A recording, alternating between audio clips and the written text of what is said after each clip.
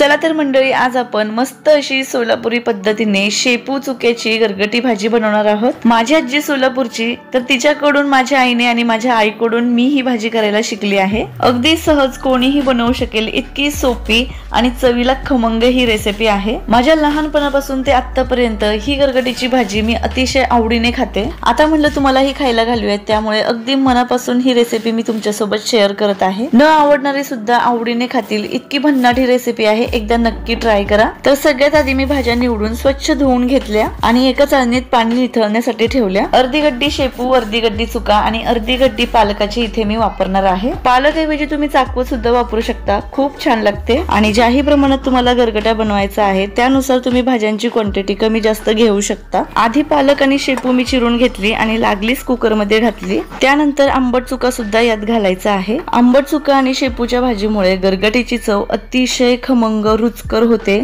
एकदा तुम्ही आवर्जून ट्राय करा ही रेसिपी। त्याचबरोबर अळूची पानं देठा सहित यात वापरायची आहेत। गरगटीची भाजी करायला घेतली की माझी आजी अजूनही म्हणते, एखादं अळूचं पान टाक, पोटात जर चुकून केस गेला असेल तर तो जळून जातो। त्यामुळे तुम्ही सुद्धा एखादं अळूचं पान देठा सहित यात आवर्जून वापरा। गरगटीची भाजी आपल्या शरीरासाठी अतिशय हेल्दी आहे। याने आपली पचनशक्ती वाढते, पोटाच्या समस्या दूर होतात, स्किनवर छान ग्लो येतो, रक्त वाढण्यास मदत होते आणि याचं कारण म्हणजे या भाज्यांमध्ये असणारे पौष्टिक घटक आपल्या शरीराला मिळतात। त्यामुळे दर 8-15 दिवसांनी गरगटीची भाजी बनवा आणि आपल्या कुटुंबाला हेल्दी ठेवा। त्याचबरोबर यात कच्चे शेंगदाणे घालायचे, खूप छान लागतात। तासभर भिजवलेली अर्धा कप हरभऱ्याची डाळ घालायची।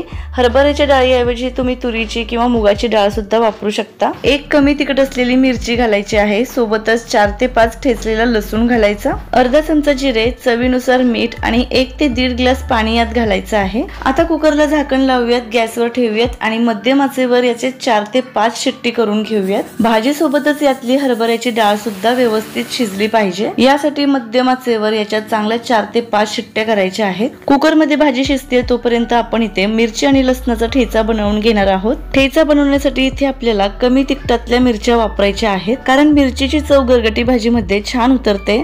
मिरच्या जर तिखट असतील तर मिरचीची क्वांटिटी आपल्याला कमी घ्यावी लागते आणि मग गरगटीची चव डिस्टर्ब होऊ शकते। एकदा ट्राय करून बघा तुम्ही ही सोलापुरी पद्धतीची गरगटी भाजी, अक्षरशः प्रेमात पडाल तुम्ही या भाजीच्या, अशी याची चव होते। तर पहा, इथे आपला ठेचा बनवून तयार आहे।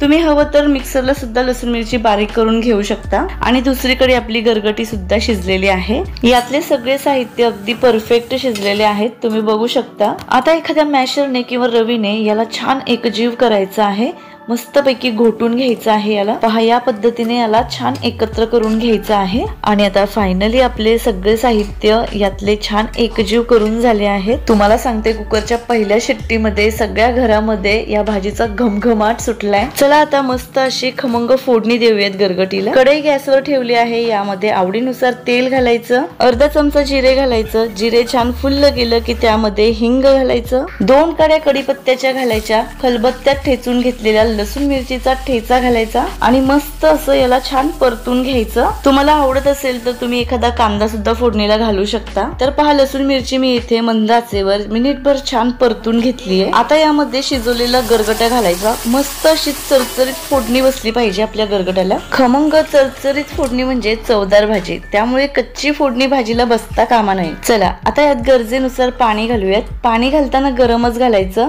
म्हणजे भाजीची चव डिस्टर्ब होत नाही। ही भाजी जास्त पातळ करायची नाही, जरा दाटसरच ठेवायची, म्हणजे खायला छान लागते। आता यात अगदी थोडीशी हळद घालूयात। हळद फोडणीला घातली तरी सुद्धा चालेल। त्याचबरोबर यात मीठ व्यवस्थित पडलं की नाही ते एकदा चेक करायचं, कमी असेल तर मीठ ऍडजस्ट करायचं। तर मंडळी, डाएट करणाऱ्यांसाठी 100% रिझल्ट देणारी ही परफेक्ट रेसिपी आहे। त्याचबरोबर निरोगी जीवन जगण्यासाठी 8-15 दिवसातून ही रेसिपी आपल्या आहारात असलीच पाहिजे। त्यामुळे रेसिपी सेव्ह करा, शेअर करा, कारण परत परत तुम्ही बनवाल याची मला खात्री आहे। तर पहा, इथे गरगट्याची चांगली 5-7 मिनिटे दणकून उकळी काढलेली आहे। याला चांगली दणकून उकळी काढायची, म्हणजे फोडणीचा आणि भाजीचा फ्लेवर छान एकत्र होतो आणि भाजी टेस्टी होते। भाजीची कन्सिस्टन्सी तुम्ही इथे बघू शकता, अगदी परफेक्ट आहे, अशीच भाजीची कन्सिस्टन्सी ठेवायची आहे। तर पहा मंडळी, गरगटा आपला तयार आहे। ही भाजी तुम्ही ज्वारीच्या किंवा बाजरी तांदळाच्या भाकरी सोबत सर्व करू शकता, मस्त लागते। भात आणि गरगटा माझा सगळ्यात फेवरेट कॉम्बिनेशन आहे, त्यामुळे आज मी ही भाजी फक्त भातासोबत सर्व करणार आहे। तर मंडळी 12ही महिने या भाज्या मार्केटमध्ये मिळतात,